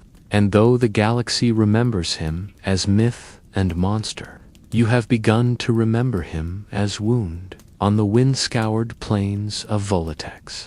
You meet a woman who once served as a communication officer aboard a star destroyer. She is older now, her spine curved, her hands wrapped in cloth from frostbite long past. She speaks slowly, as if each word has to pass through layers of silence. He never shouted, she says, not like the others. He didn't command, he expected, like gravity. You didn't argue with gravity. You ask her if she ever saw his face. She shakes her head. No, but sometimes I wondered if there was one left. You travel to a listening post on the edge of known space, long abandoned, its signal logs cracked and half-erased by time. You spend a week restoring its power, and on the 7th night, a message plays unbidden. A droid's voice filtered through. Static. He came through here, briefly, didn't speak, but he stood by the viewport for 3 hours, watching the nebula spin. You listened to it on repeat, imagining that figure tall, cloaked, surrounded by silence, not as threat, but as absence. What did he see in those swirling lights? What part of himself was he trying to remember? The deeper you go, the more stories you collect, not about war, not about violence, but about pauses, about moments. A mechanic who says Vader stopped his ship from being dismantled when he saw the crew had families. A child who remembers hiding under floorboards and seeing a black cape pass by and keep walking. None of these stories redeem him. That is not their purpose. They are not proof of goodness. They are fragments of something lost. On a moon carved hollow by mining drills, you find a Jedi holocron cracked in two. Its guardian flickers, but still speaks. Anakin Skywalker was a storm caught in glass. Bright, beautiful, and always breaking. You sit with those words for hours, letting them settle in your chest like sediment. Because now you begin to feel it, not just who he became, but what he carried. He bore the weight of prophecy, of expectation, of love twisted by fear. He was trained to be peace, then forged into war, then condemned for failing at both. You remember a lesson once shared by a Jedi master now long gone. When we deny emotion, we do not conquer it, we feed it in silence. Perhaps Anakin was not consumed by darkness. Perhaps he was devoured by the silence he was taught to hold. You find a ruin beneath a glacier columns broken by time, a fresco barely legible beneath layers of frost. You scrape it clean, breath clouding the air, and beneath the ice you see two figures etched in gold. One stands tall, light behind his head. The other kneels, shadowed, with chains falling from his wrists. You trace the image again and again, until your fingers numb, and you realize is not the fall that defines him. It is the moment he reached for freedom, even after he had burned. You leave a stone at the base of the image, not as tribute, as witness, because what he became belongs to the galaxy, but what he once was belongs to the Force. You travel farther, to an asteroid field known only by smugglers and seekers, where derelict ships drift like forgotten bones. There, aboard the broken shell of a Republic transport, you find a message scratched into durasteel with a lightsaber tip. I still remember the stars over Naboo. You do not know if it was his hand, but you know it was someone who remembered love. And perhaps that is what haunted him, most not what he lost, but what he couldn't forget. You sleep in the crew bay that night, surrounded by wires and dust. You dream of a boy with sand on his hands, looking up at the stars and saying, "I'm going to be the first to touch them." He is not Vader. He is not Skywalker. He is just a child reaching beyond the edge of what is allowed. And when you wake, your chest aches with the weight of becoming. You light a candle in the center of the bay and whisper, "You were not just what they made of you."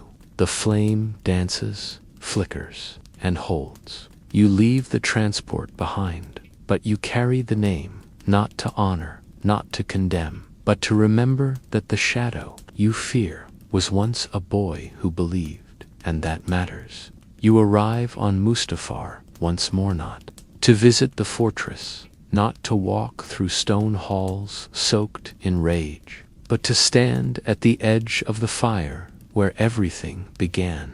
The landscape groans with heat, rivers of molten rock winding like veins through a broken heart, sky perpetually rust-red, as if stained by memory itself.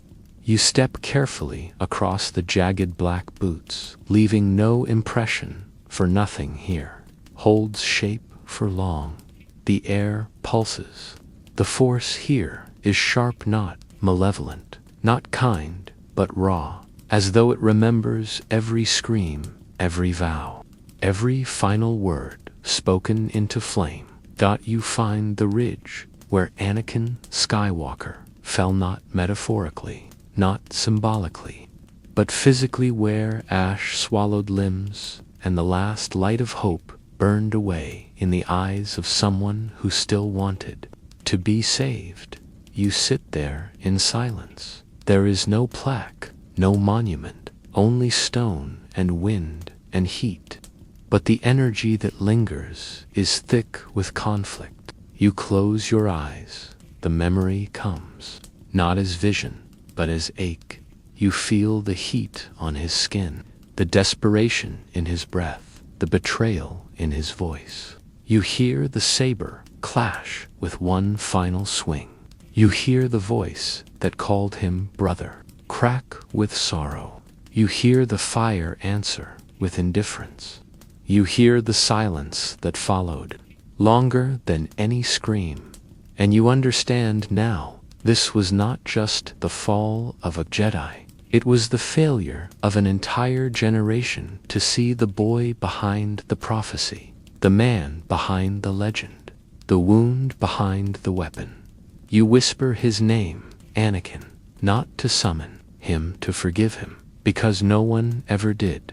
You descend into the valley, where lava flows in gentle curves, and there, beneath an overhang cooled into obsidian, you find what remains of a structured small, half-melted, etched with incomplete words.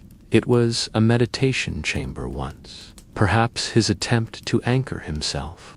The walls are scorched, but in the center remains a stone platform, and on it, placed with a care that survives the fire, lies a single object, a child's holoprojector, melted at the edge, frozen in eternal silence. You sit across from it, and you begin to speak. You tell him what became of the galaxy. You tell him of the children who remember, of the ruins that sing, of the whispers that still carry his name. You tell him of the fragments he left behind, not just in fear, but in hope. You speak of a boy on Gorse who closes his eyes and moves pebbles when no one is watching. A girl on Lothal who dreams of twin sons, a mechanic who weeps when she hears binary star lullabies. You speak of the Force returning not in banners, but in breath, not in war, but in wonder. You do not know if he hears you, but the chamber holds your voice gently, and that is enough. When you leave Mustafar, you carry nothing, not ash, not relic, only the truth you've finally learned. He was never whole, and yet he still reached for the light. You return to the outer edges of space, to a place where stars drift in silence, and build a cairn of stone. Not for Anakin, not for Vader, but for all those who were never seen, those who broke beneath the weight of destiny, who loved too much, who hoped too deeply, who fell not from darkness, but from being alone. You place a crystal at the top. It hums softly, balanced, unaffiliated. You rest your hand upon it, and the Force pulses once, not loudly, like a heartbeat. Returning after years in stillness, you sit by that cairn for a long time, not mourning, not worshipping, just remembering. And when you rise, the stars shimmer a little brighter. The galaxy still speaks his name in fear, but you speak it now in understanding.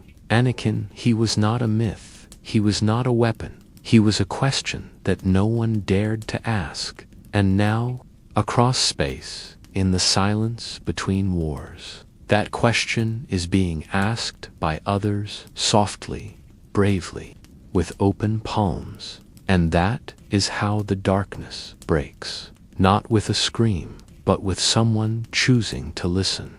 You walk away, breath steady, gaze upward. Knowing this, the Force is not finished with his story. It simply chose to let it be heard by those willing to forgive what they fear. And that, too, is balance.